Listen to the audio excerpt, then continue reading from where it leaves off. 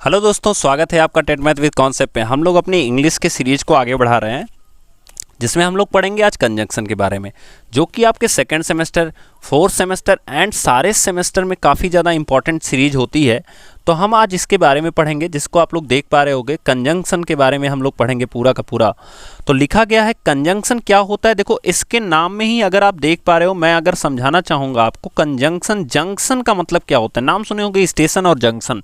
Junction मतलब जानते हो क्या होता है? एक ऐसा स्टेशन जहाँ से कई सारे रास्ते निकलते हों। मतलब जो भी वर्ड्स ऐसे होंगे जो क्या करते होंगे, बहुत सारे रास्ते को जोड़ते होंगे। मान लो ये आ रहा है आपके साउथ इंडिया से और चला जाता है नॉर्थ इंडिया को, तो ऐसा स्टेशन कहीं बनता होगा। जैसे रास्ते में स्टेशन आप देखे होंगे, तो बीच में एक जंक्शंस पड़ता है, वो बहुत बड़ा होता है। वहाँ से कई रूट के लिए ट्रेनें निकलती हैं। तो ऐसे रूट के लिए ही बहुत इंपॉर्टेंट चीज़ों के बारे में हम लोग पढ़ेंगे आज कंजंक्शंस को लेके। तो दिया गया है कंजंक्शन इज अ वर्ड और अ ग्रुप ऑफ वर्ड्स। मतलब जो कंजंक्शन होता है वो एक ऐसा शब्द होता है या शब्दों का ऐसा समूह होता है विच कनेक्ट्स टू और मोर देन टू वर्ड्स। मतलब जो क्या करता है कि दो वर्ड्स को या दो से अधिक वर्ड्स को क्या करता है, कनेक्ट करता है, या दो से अधिक फ्रेजेस को कनेक्ट करता है, या दो से अधिक क्लॉज को कनेक्ट करता है, या दो से अधिक सेंटेंसेस को कनेक्ट करता है। Now the question is over here कि यहाँ से क्वेश्चन क्या बनेगा दोस्तों। क्वेश्चन बहुत अच्छा बन सकता है कि कंजंक्शन निम्नलिखित में से क्या काम कर सकता है। यानी लिख सकता है what is the work of conjunction and given here below there. कि याद रखना, कभी कभी हम क्या याद किए हैं कि दो सेंटेंस ही जोड़ता है। नॉर्मली हमारे दिमाग में क्या बना है कि कंजंक्शन जो है वो दो सेंटेंस ही जोड़ता है। बट याद रखना, कंजंक्शन जो है वो दो सेंटेंस के अलावा क्लॉज भी जोड़ता है, फ्रेजेस भी जोड़ता है एंड दो से अधिक वर्ड्स को भी जोड़ता है। इसलिए conjunction is the most important word जिसको आपको ध्यान में रखना है। जैसे एग्जांपल देखो, यहाँ पे लिखा गया है राम एंड श्याम। तो ये जो एंड है यही जोड़ने का काम किया है किसको, इन दोनों शब्दों को। वेलकम, तो ये कंजंक्शन का सिंपल सा कॉन्सेप्ट था जिसको मैंने आपको समझाया। नेक्स्ट लिखा गया है सी सेड। सी सेड, याद रखना है, अब ये एक क्लॉज हो गया छोटा सा। उसने कहा, लेकिन ये क्या कहा है, आगे क्वेश्चन पूछ रहा है कि क्या कहा। क्वेश्चन मार्क यहां बन रहा है कि क्या कहा। वो लड़की जो है उसने क्या कहा, दैट सी वुड कम, मतलब वह आएगी। उसने क्या कहा कि वह आएगी। अब यहां जो दैट है यही हमारा कंजंक्शन है। तो याद रखना, ऐसे शब्द जो किसी दो फ्रेज को, दो सेंटेंस को, दो क्लॉज को जोड़ने का काम करते हैं, उन्हें हम क्या कहते हैं, कंजंक्शन कहते हैं। नीचे देख रहे होगे लिखा गया है टाइप्स ऑफ कंजंक्शन। तो लिखा गया conjunction are of two types, मतलब दो तरह के होते हैं। एक होता है कोऑर्डिनेटिंग कंजंक्शन एंड सेकंड होता है सब ऑर्डिनेटिंग कंजंक्शन। याद रखना, सेकंड क्या होता है, सब ऑर्डिनेटिंग कंजंक्शन होता है। क्लियर। अब हम आज सबसे पहले पढ़ेंगे कोऑर्डिनेटिंग कंजंक्शन में, जिसने थोड़ा सा मैं ब्रीफ करके बताऊंगा, और उसके बाद हम सबऑर्डिनेटिंग कंजंक्शन पढ़ेंगे, फिर हम कंजंक्शन के रूल पढ़ेंगे, फिर आपके ये कंजंक्शन का टॉपिक क्या हो जाएगा, फिनिश हो जाएगा। तो दिया गया है, अब कुछ एग्जांपल्स आपको नीचे दिए गए हैं। लिखा गया है he reads the notes, he reads the notes, return them to me. अब उसने क्या किया, उसने नोट्स को पढ़ा एंड रिटर्न देम, मतलब उसने क्या किया, वापस कर दिया। लेकिन इसमें एंड जो है, ये दोनों काम को जोड़ने का काम कौन कर रहा है, दोनों जो वर्क हो रहे हैं, पढ़ना और वापस करना, इसमें एंड एक ऐसा वर्ड है जो इन दोनों काम को क्या कर रहा है, बता रहा है कि इससे जोड़ा गया है। ठीक है। तो इसमें अब कोऑर्डिनेटिंग कंजंक्शन कैसे होता है। अब देखो होता क्या है कि जब कोई चीजें एक दूसरे से कोऑर्डिनेट कर रही हैं, मतलब वो दोनों चीजें एक दूसरे के साथ साथ चल रही हों, डिपेंडेंसी ना हो, इंडिपेंडेंट हो। जैसे अगर मैं इस क्लॉज को अलग कर दूं, ही रीड्स द नोट्स, तो ये ऐसा कोई क्लॉज नहीं है जो आपको डिपेंड करा रहा है। जैसे हमने ऊपर पढ़ा, ध्यान से समझना, आपको अंतर समझ में आएगा। ऊपर हमने पढ़ा she said that, she said that she would come, अभी हमने ऊपर पढ़ा।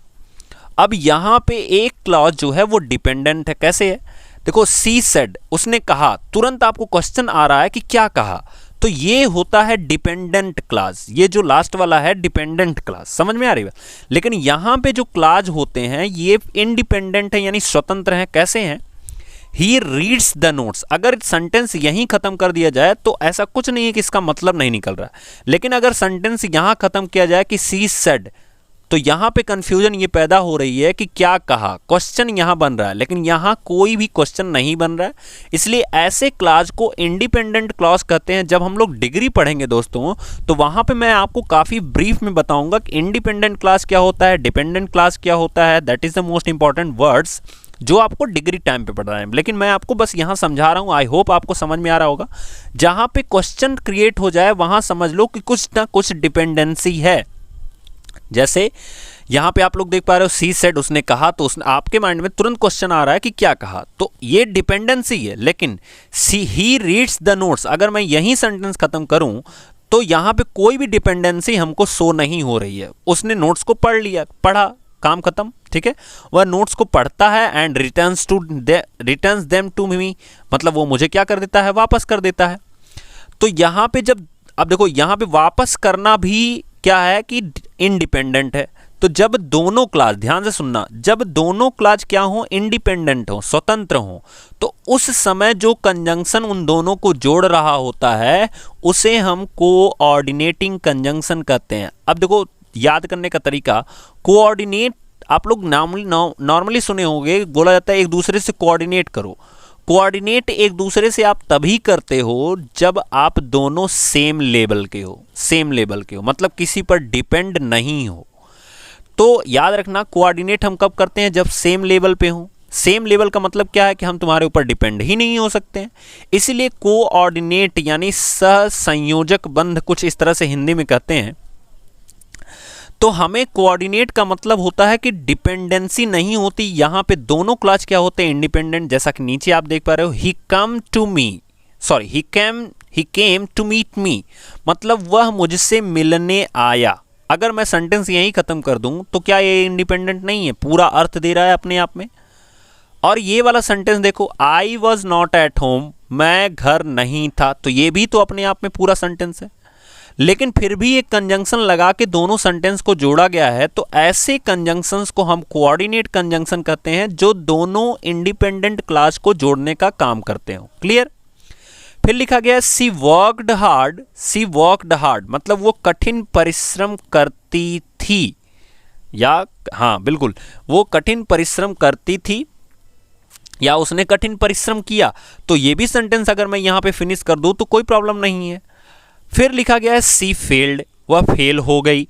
तो ये भी सेंटेंस यहां पे अपने आप में पूरा अर्थ दे रहा है, लेकिन फिर भी इन दोनों को एक कंजंक्शन लगा के जोड़ा गया है। तो इस तरह के ही कंजंक्शन को हम क्या कहते हैं, कोऑर्डिनेट कंजंक्शन कहते हैं दोस्तों। फिर लिखा गया है, अब यहां पे ब्रीफ किया गया है, conjunction and, but, at connect two sentences, each of them individually have a meaning, मतलब उन जो भी दोनों सेंटेंसेस को ये तीनों कंजंक्शन ने जोड़ा है, इन दोनों सेंटेंसेस के पास अपने अपनी खुद की मीनिंग थी, individually have a meaning. In these sentences separated into different classes, मतलब ये जो दोनों ये सेंटेंसेस जो हैं वो सेपरेट हो सकते हैं, मतलब बांटे जा सकते हैं किसमें, डिफरेंट क्लॉजेस में। जैसे अगर मैं बोलूं तो इसको एक क्लॉज यानी सी वर्क हार्ड एक क्लॉज हो सकता है। तो क्लॉज क्या होता है मैं आपको बताऊं कि किसी भी सेंटेंस का छोटा सा जो पार्ट होता है उसे हम क्लॉज कहते हैं, ठीक है। तो कहा गया है कि if these sentences separated into different class, मतलब इन दोनों को अगर हम अलग अलग क्लास में बांट दें, one will be the principal class and second will be the coordinate class. तो इसमें से एक जो होगा वो प्रिंसिपल होगा। जैसे अगर आप देख रहे होगे सी वर्कड हार्ड, तो हमारा प्रिंसिपल कौन सा हो गया, मतलब जो मुख्य क्लास होगा वो कौन सा होगा, ये वाला। और दूसरा होगा सह संयोजक उपवाक्य, हिंदी में क्लॉज को उपवाक्य बोलते हैं, सी फेल्ड। तो मतलब एक का रिजल्ट इस पे डिपेंड कर रहा है, लेकिन ऐसा भी नहीं है कि अगर हमने सिर्फ इतना पढ़ लिया कि सी वर्कड हार्ड तो यहाँ पे कोई क्वेश्चन क्रिएट हो रहा है, जैसा कि यहाँ पे क्रिएट हो रहा है सी सेड, तो क्वेश्चन क्रिएट हो रहा है, क्या कहा उसने। तो इस तरह की चीज़ों को हम क्या कहते हैं, कोऑर्डिनेट क्लास कहते हैं।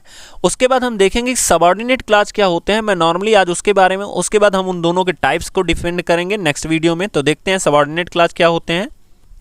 तो जैसा कि आप लोग देख पा रहे होगे सबऑर्डिनेट क्लास क्या होते हैं, तो लिखा गया रीड द फॉलोइंग सेंटेंसेस। अगर आप ध्यान से पढ़ोगे तो दिया गया है इफ यू वर्कड हार्ड। ये कंजंक्शन ही ऐसे होते हैं दोस्तों जो कि आपको नेक्स्ट सेंटेंस को लाने पे मजबूर कर देते हैं। जैसे इफ यू वर्कड हार्ड, अगर तुम कठिन परिश्रम करोगे, यू विल सक्सीड, तो तुम सफल होगे। तो यहां पे क्या है कि इफ यू वर्कड हार्ड, ये जो इफ है ना, यही क्या कह दे रहा है कि क्वेश्चन मार्क क्रिएट कर रहा है। अगर जो है वो क्या कर रहा है कि आपको एक रिजल्ट की ओर बढ़ा रहा है आगे। तो ऐसे सेंटेंसेस क्या होते हैं कि जब ऐसे दो सेंटेंसेस को जोड़ा जाए जो एक दूसरे के बिना पूरी सेंटेंस का अर्थ नहीं दे सकते हैं, तो उसे जिससे जोड़ा जाता है वही सबऑर्डिनेट कंजंक्शन होते हैं। जैसे यहां पे नेक्स्ट लिखा गया सिंस आई वॉज बिजी, माना कि मैं बिजी था, या अगर मैं बिजी था, ठीक है। I could not call you up, मैं तुम्हें नहीं पुकारूंगा या मैं तुम्हें नहीं पुकार सकता। अगर मैं बिजी होऊंगा या जब तक मैं बिजी होऊंगा, सिंस का मतलब होता है जब तक मैं बिजी था। I could not call you up, मैं तुम्हें नहीं पुकारा था, मतलब मैंने तुम्हें नहीं बुलाया था। अब अगर कंक्लूजन हम देखें तो यहां पे लिखा गया है in these sentences conjunction like if, since join two clauses। तो if और since जो है वो दो clauses को join किए हैं। if sentences are divided into two clauses, अगर उन sentences को हम दो पार्ट में divide कर दें, जैसा कि लिखा गया था if you worked hard, इस तरह से sentence था if you worked hard